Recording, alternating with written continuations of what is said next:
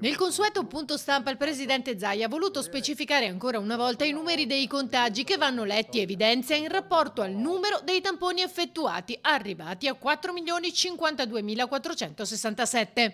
Non dobbiamo fermarci a guardare i numeri assoluti.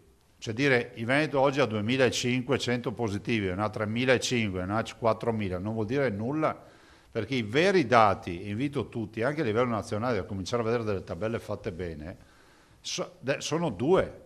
La percentuale di tamponi che ogni comunità fa quotidianamente sui suoi abitanti. È il primo dato fondamentale. E il secondo dato importante, la percentuale di positivi sui tamponi che si fanno.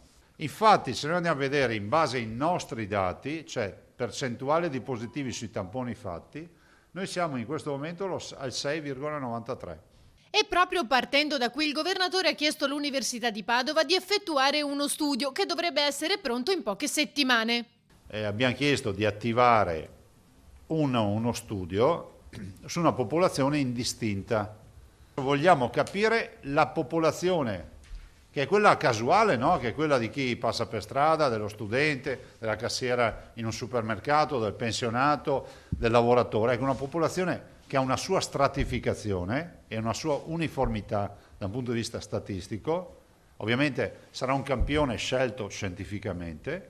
Che percentuale avrà di positività al suo interno? Allora, se vogliamo sapere quanta infezione c'è in Veneto, bisogna dar corso a questo progetto che abbiamo messo in piedi, che peraltro a me risulta che siamo l'unica regione che lo sta facendo.